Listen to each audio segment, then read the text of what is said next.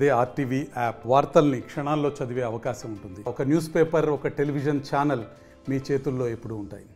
కురుబ భారతి అనే మహిళ నా పైన 2 టౌన్ పోలీస్ స్టేషన్ దగ్గర ఒక ప్రెస్ మీట్ పెట్టింది. కారణం ఏమంటే ఆమె చెప్పిన వివరాలు ఏమంటే 2019లో నేను కొన్ని సైట్స్ అమ్మినానని, అవి ఫేక్ డాక్యుమెంట్స్ అని, నాకు రిజిస్ట్రేషన్ చేసి ఇవ్వలేదని, నాకు 20 లక్షలు మోసం చేసినాడని, ఈ విధంగా నా పైన కొన్ని తప్పుడు వాగ్దానాలు చేసింది. దాంతో పాటు మన ఆమె బాధితురాలు ఆమె వడ్డీలు తిన్నదని ఆమె ప్రెస్ మీట్ పెడతా కూడా ఆమె దాన్ని కూడా నేను పెట్టించినాననే విధంగా ఆమె మాట్లాడినది. దానికి వివరణ ఇస్తూ ఈ రోజు ఈ సమావేశాన్ని నేను ఏర్పాటు చేయడం జరిగింది. 2019లో ఆమె సైట్స్ కొన్నమాట వాస్తవమే. శ్రీనివాస ప్రాపర్టీస్ అండ్ డెవలపర్స్ అని చెప్పేసి ఆఫీస్ వచ్చేసి మనకు గౌరీ బిందు రిజిస్ట్రేషన్ ఫర్మ్.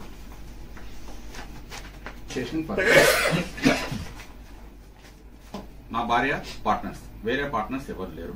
నేను అప్పుడు మేనేజింగ్ డైరెక్టర్ గానీ మేనేజింగ్ పార్ట్నర్ గానీ కనిపిస్తాను. 2019లోనే ఫర్మ్ రిజిస్ట్రేషన్, నా పేరు మీద 75% పార్ట్నర్షిప్, నా భార్య పేరు మీద 25% partnership. Srinivasa properties and developers, ఇది ఫేక్ డాక్యుమెంట్ కాదు, విత్ రిజిస్ట్రేషన్ ఫర్మ్.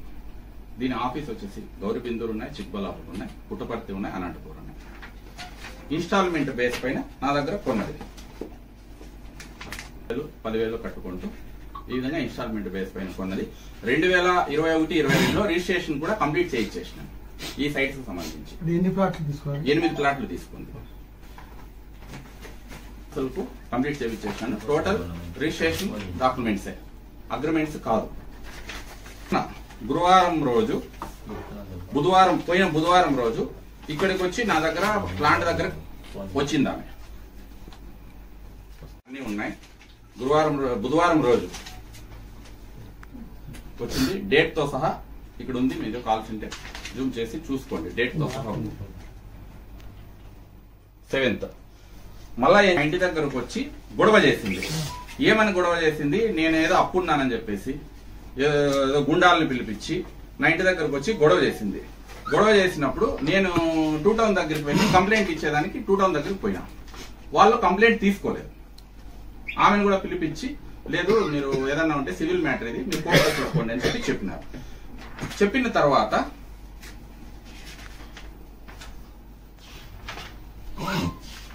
నేను ఎస్పీ గారి దగ్గరికి 13వ తేదీన మళ్ళా పోయి స్పందనలో కంప్లైంట్ ఇచ్చిన. దీంట్లో కూడా క్లీన్ గా మెన్షన్ చేసిన, ఆమె కంప్లైంట్ ఈ విధంగా తీసుకోలేదు, ఈ విధంగా జరిగిందని క్లీన్ గా మెన్షన్ చేసిన. ఎప్పుడు ఇచ్చినాను? 12వ తారీఖు ఇచ్చిన, శుక్రవారం రోజు. మళ్ళా 13వ తారీఖు మార్నింగ్ మా ఇంటి దగ్గరకు వచ్చి గొడవ చేస్తే మళ్ళా 13వ తారీఖు కూడా స్టేషన్ లో కంప్లైంట్ ఇచ్చిన. ఎఫ్ఐఆర్ 11 గంటలకు వచ్చి గొడవ చేసింది. ఎఫ్ఐఆర్ ఎప్పుడు చేసినారు అంటే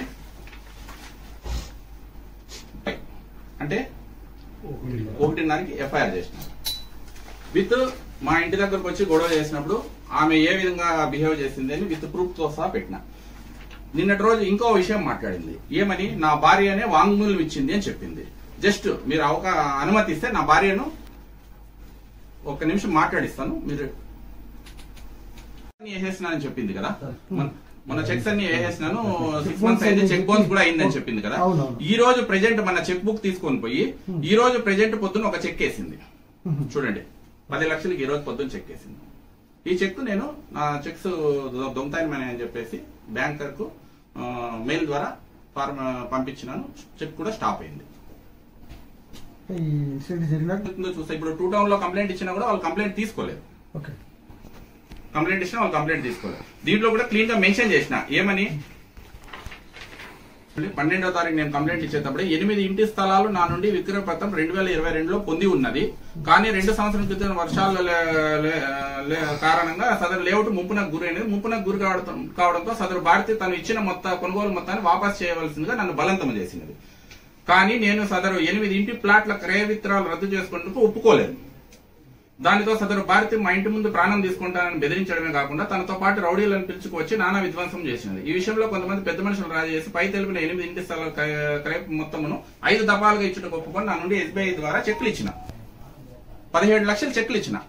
ఆమె 19 లక్షలు కట్టింది. లాస్ అవుతుందమ్మా, నేను కమిషన్ లో ఇచ్చింటాను కదా అంటే 15 లక్షలు నేను చెక్లు ఇచ్చిన. చెక్లు ఇచ్చిన తర్వాత కూడా 3 లక్షల రూపాయలు ఆమెకు ఫోన్ పే ద్వారా చేసిన.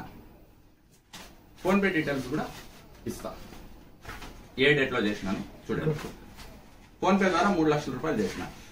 అయినా కూడా ఆమె మళ్ళా తిరిగి 9/2/2020 ఉదయం 9 గంటల ప్రాంతంలో మా ఇంటికి వచ్చి గొడవ చేసి అసలు నేను రిజిస్ట్రేషన్స్ చేసి లేదని చెప్పేసి నిన్న ప్రెస్ మీట్ పెట్టి నన్ను బజార్ గిడ్చే ప్రయత్నం చేసింది. మీరు చెక్కు చెల్లుబాటు కాకపోతే నోటీస్ ఇవ్వండి, లీగల్ గా ప్రొసీడ్ కాండి. ఇప్పుడు రిజిస్ట్రేషన్సే చేయించేసిన నేను రిజిస్ట్రేషన్సే చేయించిన. నాకు ఆమె సైట్ రిటర్న్ చేయిస్తే కదా నేను చెక్స్ పాస్ చేసేది. ఇప్పుడు దాదాపు 6 months అయినాయి చెక్స్ రిటర్న్ అయి ఉంటుంది కదా. 6 months రిటర్న్ అయితే ఆమె ఎందుకు చెక్ బౌన్స్ వేయకోకుండా ఉంది? ఆమె మాటనే తీసుకుందాము. ఏది నకిలీ అంటే ఏది అసైన్డ్ ల్యాండా? అసైన్డ్ ల్యాండా? కన్వర్షన్ ఎల్పీ నంబర్ నేను కూడా ఒకరి దగ్గర కొన్న వాళ్ళు హిందూపూర్ వాసులే. వాళ్ళు కూడా దాదాపు 1932 నుంచి డాక్యుమెంట్స్ ఉన్నాయి. వాళ్ళు పలు దఫాలుగా కొన్న ప్రాపర్టీలే.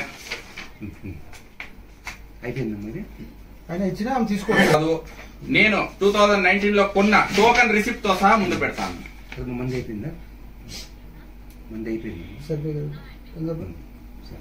ఇప్పుడు ఎందుకంటే కస్టమర్స్ వాళ్ళు యాక్చువల్ గా డిస్ట్రిక్ట్ ఏదో అనౌన్స్మెంట్ అయితే తీసుకుంది, డిస్ట్రిక్ట్ అనౌన్స్మెంట్ కాలేదు. సరే వద్దంటుంది. నేను వేరే వాళ్ళకి చేపిస్తా అని చెప్పిన. మొన్న 4 months బ్యాక్ కంప్లీట్ అయిపోయింది ట్రాన్స్లేషన్. ఎందుకు కాలేదంటే ఆన్లైన్ పని చేయడం లేదు. నేను ఎవరికైనా చెప్పినా కూడా వాళ్ళు రిజిస్ట్రేషన్ చేసుకోకుండా అమౌంట్ ఇవ్వరు కదా. అప్పటికే ఆమె ఏం చేసింది, నాకు అవసరం ఉందంటే 3 లక్షల రూపాయలు నేను ఫోన్ పే ద్వారా చేసినా కూడా ఈ విధంగా కొంతమంది మమ్మల్ని అనగదొక్కేదానికి రాజకీయంగా కక్ష కట్టి గత పాలకులు